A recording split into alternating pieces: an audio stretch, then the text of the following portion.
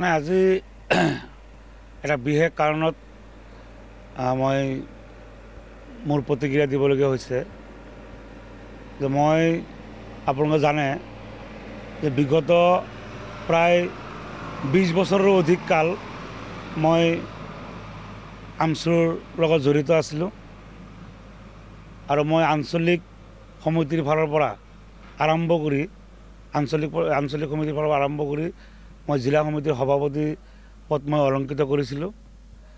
আজি মোৰ বিশেষ কাৰণত বিশেষকৈ মোৰ পৰিয়ালৰ কাৰণত মই যিহেতু পৰিয়ালক মোৰ সময় দিয়া মই খুব জৰুৰী বুলি মই অনুভৱ কৰিছোঁ। গতিকে আজি পৰিয়ালৰ কথা চিন্তা কৰি মই সংগঠনৰ মোৰ পদবীৰ লগতে প্ৰাথমিক সদস্যৰ পৰা মই পদত্যাগ কৰিছোঁ ইতিমধ্যে। গতিকে এই কথাখিনি মই যিহেতু মানে ইমান আমাৰ অসমৰ সংখ্যালঘু সমাজৰ সকলোতকৈ শক্তিশালী জাতীয় সংগঠন সদৌ অসম সংখ্যালঘু ছাত্ৰ ইউনিয়ন আমছুৰ জিলা সমিতিৰ সভাপতিৰ দৰে পদত যিহেতু মই অধিষ্ঠিত হৈ আছিলোঁ, গতিকে মই যিহেতু পদত্যাগ কৰিছোঁ মোৰ কথাখিনি নিশ্চয় মোৰ দৰং জিলাবাসী ৰাইজ বা অসমৰ যি মোৰ সতীৰ্থসকল আছে তেওঁলোকে নিশ্চয় জ্ঞাত হ'ব লাগিব আৰু তাৰ বাবেই মই ৰাতি আপোনালোকক মই হয়তো আমন্ত্ৰণ কৰি বা মাতি লৈ আহিছোঁ।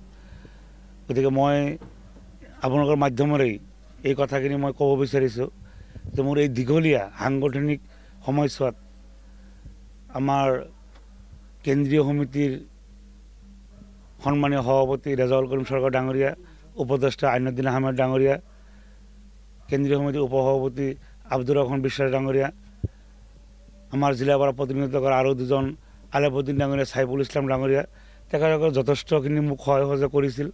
গতিকে তেখেতসকলক মই কৃতজ্ঞতা জ্ঞাপন কৰিছোঁ। আৰু মোৰ এই কাৰ্যকালত সাংগঠনিক কাৰ্যকালত বিভিন্ন দল বা সংগঠন তেওঁলোকৰ ফালৰ পৰা মই বহুত সমৰ্থন পাইছিলোঁ। তেখেতলোকক মই ধন্যবাদ জ্ঞাপন কৰিছোঁ।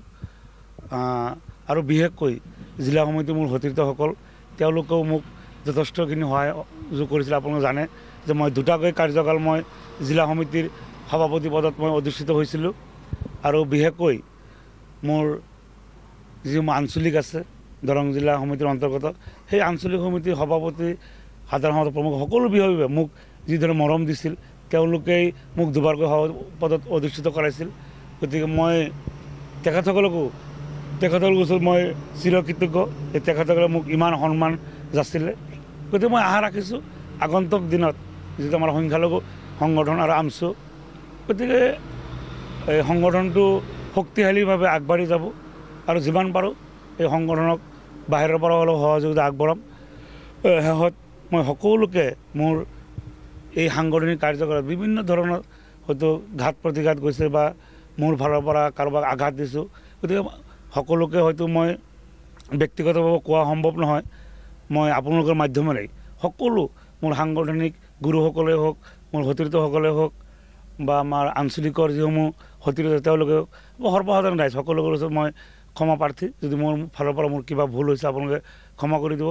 আৰু বিশেষকৈ অতি শেহতীয়াকৈ আমাৰ বেছিমাৰি যি দৈপাম আৰু আপোনাৰ দৈপাম বেছিমাৰি সংযোগী যি পথ আছিল, এই পথ লৈ আপোনাৰ যান জঁট বৃহৎ এটা যান জঁট আমি বহুত দিনৰ পৰা আমি হয়তো লাগি আছিলোঁ আৰু এই ক্ষেত্ৰত মই অলপ বেছিকৈ উদ্যোগ লৈ হয়তো যিমান দূৰ সম্ভৱ হয় উচ্ছেদ কৰি ৰাস্তা মুকলি কৰাৰ কাৰণে চেষ্টা কৰা হৈছে।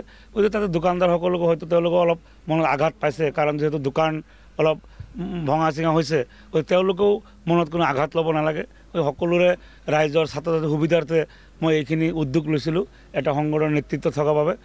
তেওঁলোকেও যাতে মোক ভুল নুবুজে আৰু মই ভাবোঁ তেওঁলোকেও কিছুদিন পিছত হয়তো এই কথাখিনি তেওঁলোকে অনুভৱ কৰিব যে মই যিখিনি উদ্যোগ লৈ কৰিছিলোঁ সেইখিনি শুদ্ধ আছিল। গতিকে মই সকলোকে ধন্যবাদ জ্ঞাপন কৰিছোঁ আৰু মোৰ বাবে সকলোৱে যাতে দোৱা কৰে আগন্তুক দিনত যাতে মই ৰাইজৰ হকে বা যাতে মই য'তেই যাওঁ যাতে মই অলপ সফলতা অৰ্জন কৰোঁ তাৰ বাবে সকলোৱে দোৱা কামনা কৰিছোঁ। ধন্যবাদ।